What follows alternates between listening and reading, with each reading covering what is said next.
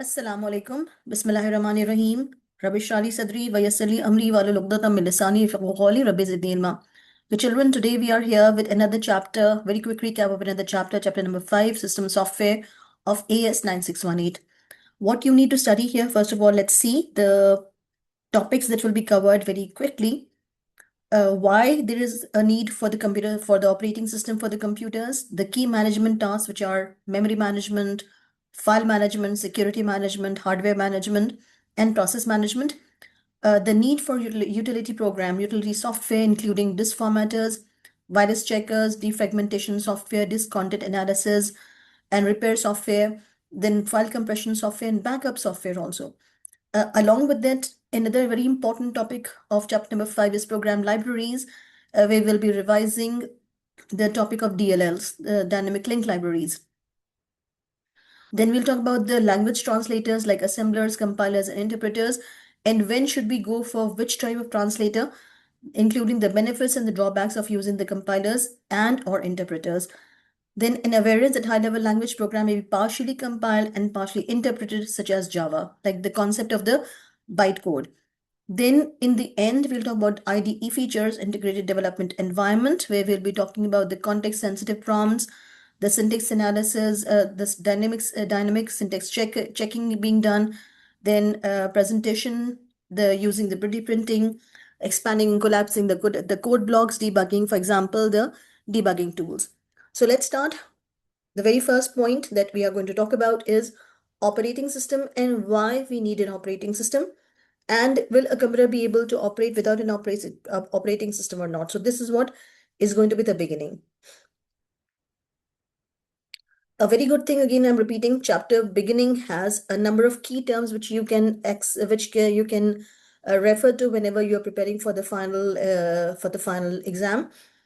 Here, the terms are CMOS, operating system, that is the software that is providing an environment in which applications can run and provide an interface between the hardware and the human operators. Then HCI, which is human computer interface. Then we talk about GUI, CLIs, icon, WIMP, then pinching and rotating post-WIMP applications, memory management, memory optimization, hardware management. All the terms which are going to be covered in the chapter are the key terms are mentioned here. So do look for the terms and the definitions in order to prepare for your final examination. The need for an operating system, and when in the beginning, how the systems were being handled.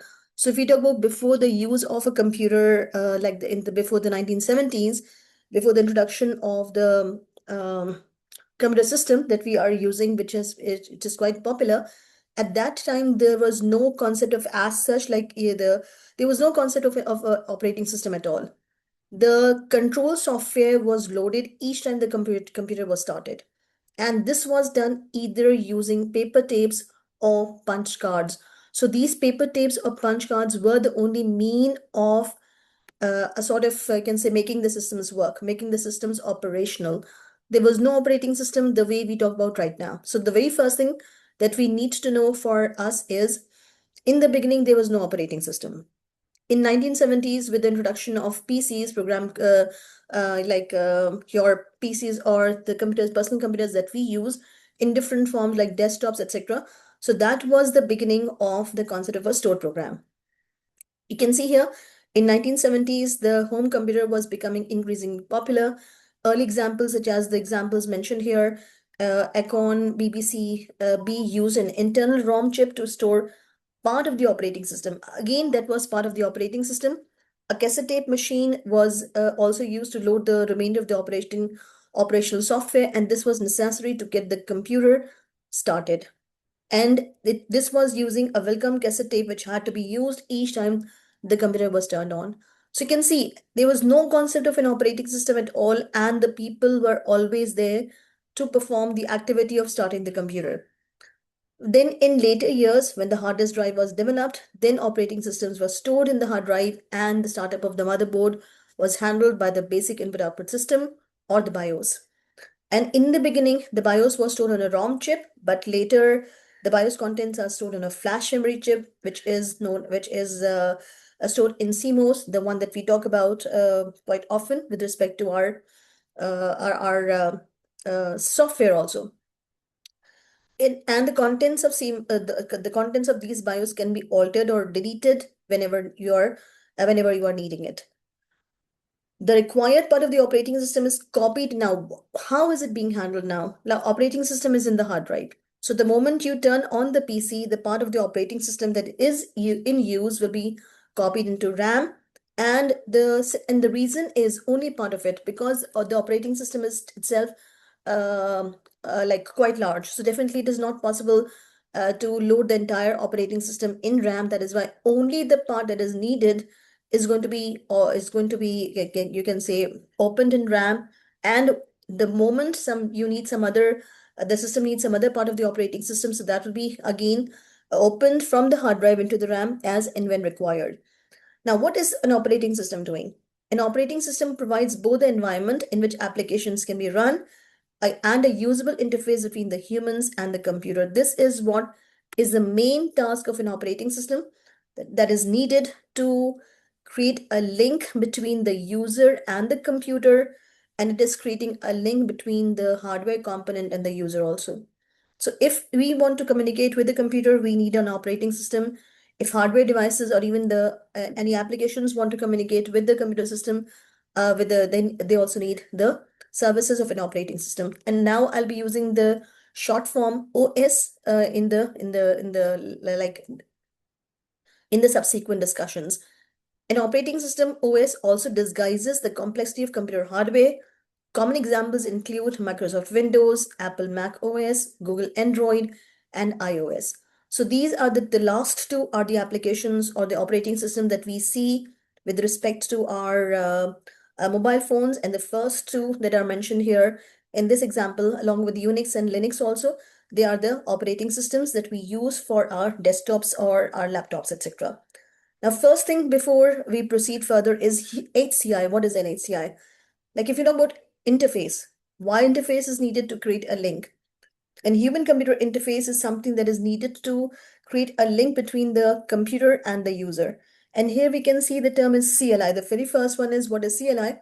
Command line interface, or it is used to type the instructions. So very first thing is a CLI requires a user to type instructions, to choose options from menus, open software, and so on. So everything that you want to perform is performed by typing the commands. And these commands are definitely going to be like quite a time-consuming process because you need to learn the commands. And if you have made a simple mistake of even a punctuation mark, then the program will never be able to do the task for you. So we have to be very cautious whenever we are working on CLIs that whatever we are typing is going to be done properly. The commands will be executed properly. The commands will be written properly to do the task as required. Now, basically, when you talk about typing the commands, that is time consuming, that is error prone, I mean, that is understandable. So person should be well versed with this learning process so that if he is doing anything, the task will be done faster. If he knows the commands well, if he knows the syntaxes of the commands of CLI, only then the task will be done faster. So first thing is you need to learn the commands and you have to type the commands without an error. But again, a very great advantage of the CLIs is they are occupying lesser hardware, like they do not need a lot of memory to work. Besides this, they are faster in execution as compared to the GUIs, which is graphical user interface. So you can see here, advantage of CLI is the user is in direct communication with the computer and it is not restricted to a number of predetermined options. So these two are the advantages of CLI. And when you talk about these are the advantages. And when you talk about these are the disadvantages. The user has to learn the commands. The user has to type the commands without an error to be typed to carry out some basic operations. And these are you can say the disadvantages or the drawbacks of your CLI. Now, on the other hand, we do have GUIs or graphical user interfaces, and GUIs like Microsoft Windows is giving me the option of not typing, but just clicking on an object. And you can see a GUI allows the user to interact with a computer or MP3 player, gaming devices, mobile phones, and so on using pictures or symbols, which are the icons. Now, if you talk about this example, the one that we see definitely quite often. So this is just based on icons, and the user has to click on the icons to get the task done. GUIs use various technologies and devices to provide the user interface. One of the first commonly used GUI environment is known as Windows, which was known as Windows Icons, Menus, and Pointing Devices. That was WIMP, which was developed for use on personal computers or PCs. However, here you can see a mouse is used to control a cursor, and icons are selected to open and run the windows. So this is the GUI where you have to just click on an icon to open, click, double click. These are the commands that we use. We do not type anything. We simply click and the icons are going to be opening the applications for us. So we don't have to learn, and this Windows, or you can say the GUIs, have revolutionized the whole computer industry. People are using it. They are becoming popular. The popularity of a computer system is only because of these. A window manager looks after the interaction between the windows, applications, and windowing systems. And however, smartphones, tablets, and many computers now use a post-WIMP interaction where fingers are in contact with the screen, allowing actions such as pinching and rotating, which are difficult using a single pointer and device such as a mouse. Also, simply tapping the icon with a finger or stylus will launch the applications. Development in touchscreen technology means these flexible HCIs are now readily available. So this is a little bit of the discussion to make you understand the working of, or the differences between CLIs and GUIs, and post WIMP also. Like WIMP is your GUI, then post WIMP is the one that we link with smartphones, tablets, etc., which are making our life much easier as compared to the WIMP applications. Now, after the discussion of what an operating system is, why do we need an operating system, and the concept of the interfaces, now we are moving to the operating system tasks. Let's talk about the operating system tasks in general, and then we are going to talk about them in detail. The first one is memory management, and you can see that we'll talk about that right now. Security management, process management, hardware management, and file management. So what is memory management? You can see memory as the name implies. Okay, now before we proceed to the computerized memory management, let's talk about the humans. Do we, me and you, are we also doing the same memory management? Like for example, right now I'm in your class. So my memory is linked with your class, your material, everything is linked with you. But in case if I'm in some other class or I'm conducting any other lesson, so definitely my memory management will be based on that particular class. Or maybe if I'm a student myself, along with being a teacher, so my memory is going to be bifurcated into such things in such a manner that nothing is going to mix with each other. Like I know that paper 1, paper 2, maybe paper 3, paper 4. So this all is managed properly by me so that I can deliver properly. Same case goes for you. You're not studying computer science only, along with that subject, you are studying other subjects like maybe math, physics, chemistry, English, etc. So again, the same thing is happening with you people. Your memory is also managed by you properly so you can handle everything properly. So just remember, whenever we'll talk about memory management, we'll link with human body. We'll think that how our memories are managed so that they can function properly, they can do the maximum. So in this memory management, we'll talk about the management of the computer's main memory, and main memory means the RAM. This can be broken down into three parts, which are memory optimization, memory organization, and memory protection. So let's start from here. So then we'll talk about security management, process management, file management, and hardware management. So let's start from here. The very first component of the memory management is your memory optimization. So what is optimization? So let's talk about the basic thing. Memory optimization is used to determine how computer memory is allocated and deallocated when a number of applications are running simultaneously. Now just remember, when we say Windows, Windows means a multitasking operating system. And it is giving me the opportunity to open and run multiple applications, multiple tasks at the same time. So definitely, if at the moment I have one application opened, and if I open any other application while delivering the lecture, what will happen? That application will open in a separate memory, and it will never happen that two applications are ever going to have a fight with that. Like I'm using a simple term to make you understand, are ever going to fight for that this is my memory, this is my part of the memory. So because the operating system knows that which application needs how much of the memory, and it will be allocating that particular location in the memory to that task number 1, for example. Then another task is opened.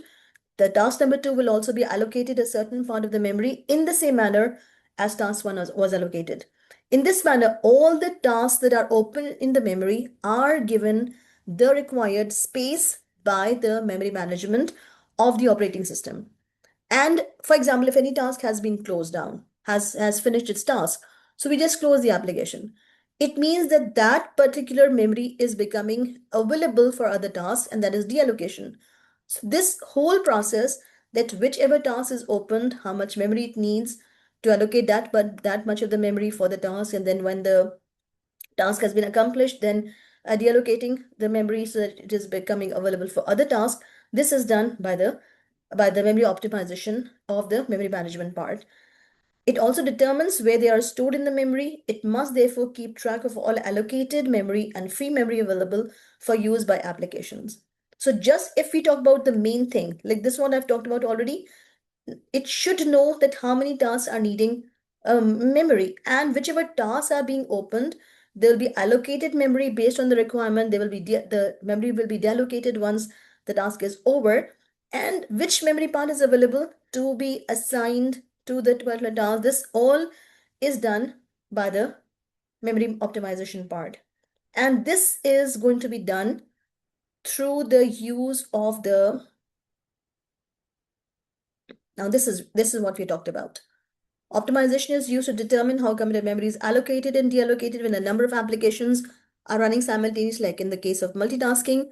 Also determines where they are stored in the memory. So the way where I talked about, we are talking about ourselves. We humans also have allocation and deallocation. And it will never happen that two things are ever going to mix up. When you are sitting in my class, you only answer with respect to computer science. When you are in some other class, then you answer with respect to that particular class. Same thing happens here also. It is also determining where they are stored in the memory. It must therefore keep track of all allocated memory and free memory available for use by the applications. So whichever is available, whichever is free, all these entries are maintained also for optimum utilization of the memory. To maintain optimization of memory, it will also swap data to and from the hard drive or SSDs.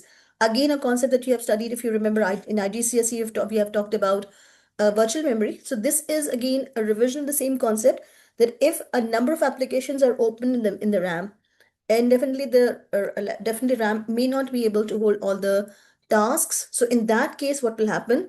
That will be moved to the swap areas that the tasks are going to continue in the right way.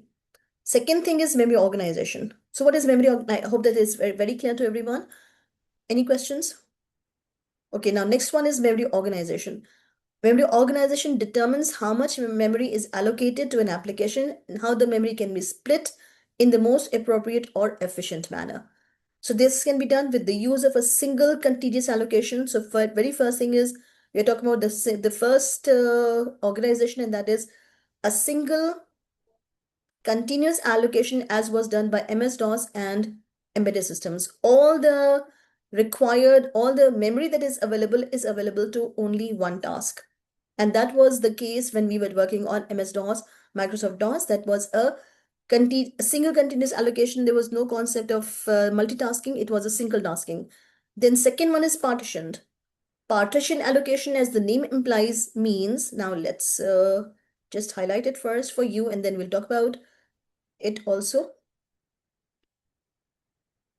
The third one is page memory.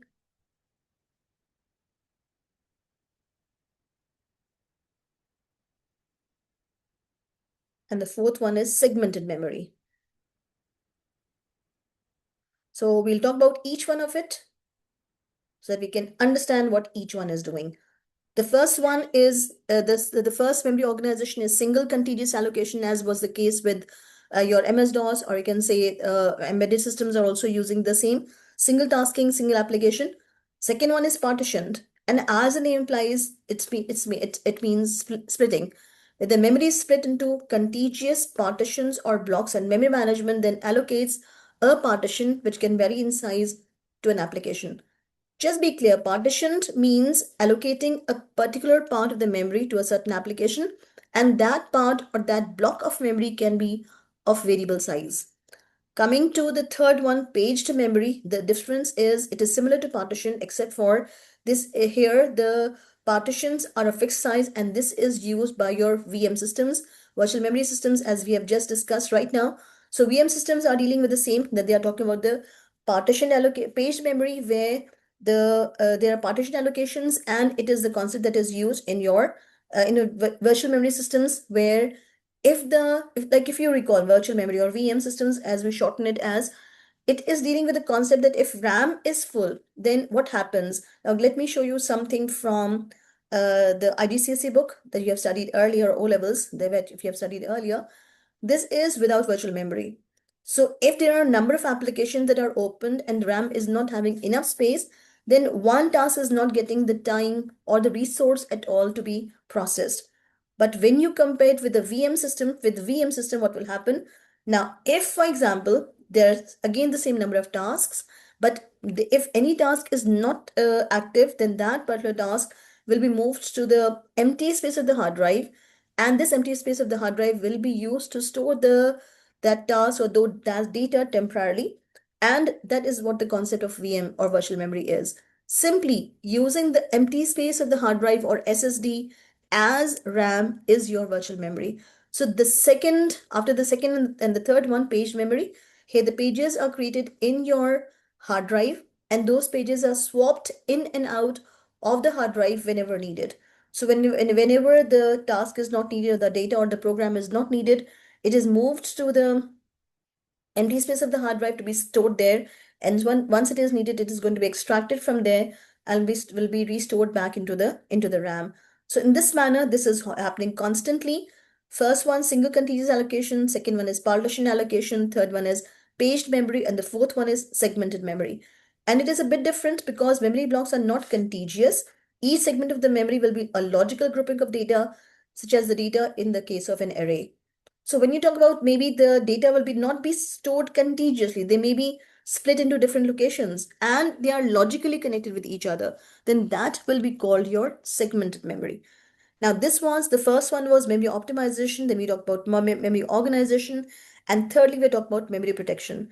And as the name implies, it means ensuring two competing applications are never going to use the same memory location. Again, the same, when we started our lecture, we started with the same example of us storing our data in the multiple locations so that the things do not get mixed up. So this is memory protection, ensures that two competing applications cannot use the same memory locations at the same time.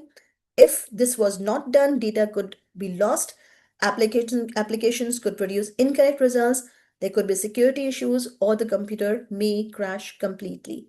So this is why memory protection is very much necessary in our case and in the case of the computer. And memory partition and memory protection and memory organization are different aspects of an OS.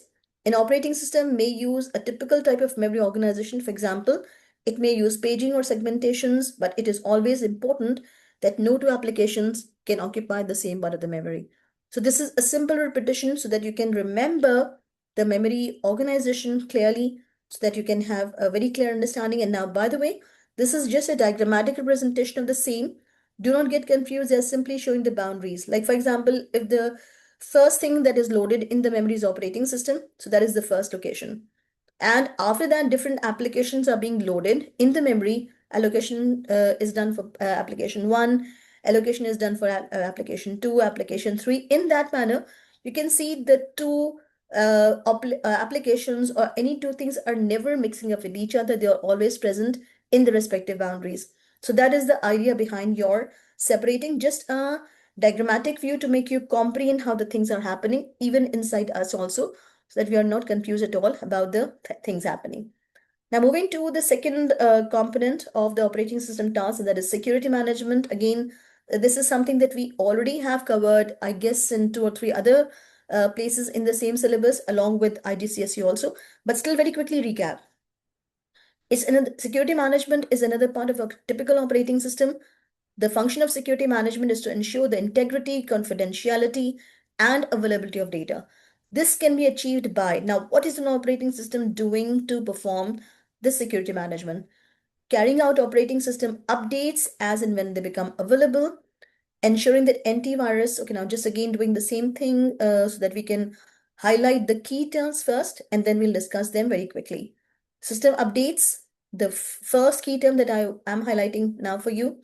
Second one is antivirus software is always up to date. The second one is my dealing with the communicating with, for example, a firewall to check all traffic.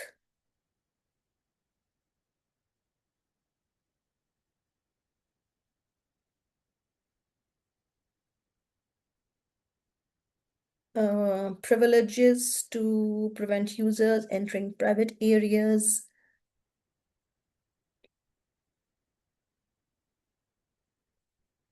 On a computer, which is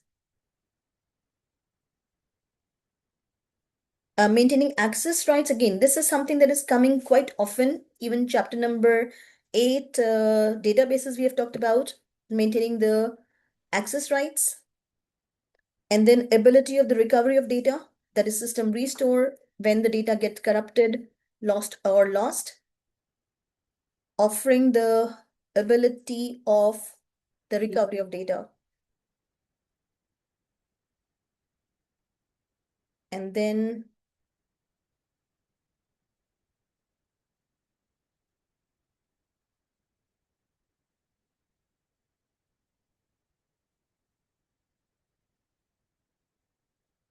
offering the ability of recovery of data and system restore whenever it has been lost or corrupted, and helping to prevent illegal intrusion to the computer system,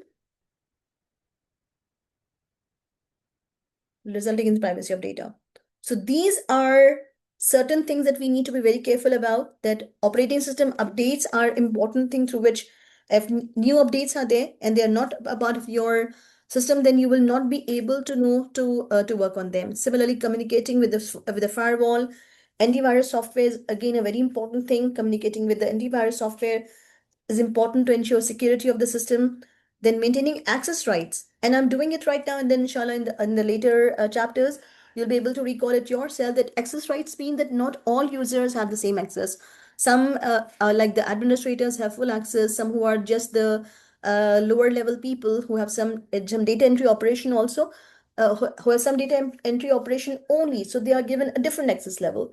So the access levels or access rights are dependent on the level the person is at, so that he can be given the rights based on the requirement. Offering the ability for the recovery of data, again a very important thing, because recovery of data in case of data loss or corruption is also very important, and that is also security, and helping to prevent illegal intrusion for the computer system, ensuring the privacy. Privacy of data means that person, only the authorized people will be able to enter the system. The people who do not have any right will not be able to enter the system. And the some part of it will be either covered in this chapter or maybe in some other chapter. So inshallah, stay tuned for the rest of the stuff. Now then, process management. What is a process actually? A process is a program which is being run on a computer. So here we need to see in computer, whatever task is being done, that task is going to be called a process. And process management involves the allocation of resources and permits the sharing and exchange of data, thus allowing all processes to be fully synchronized, for example, by the scheduling of resources. Now, just giving you a very simple example, just to make you understand.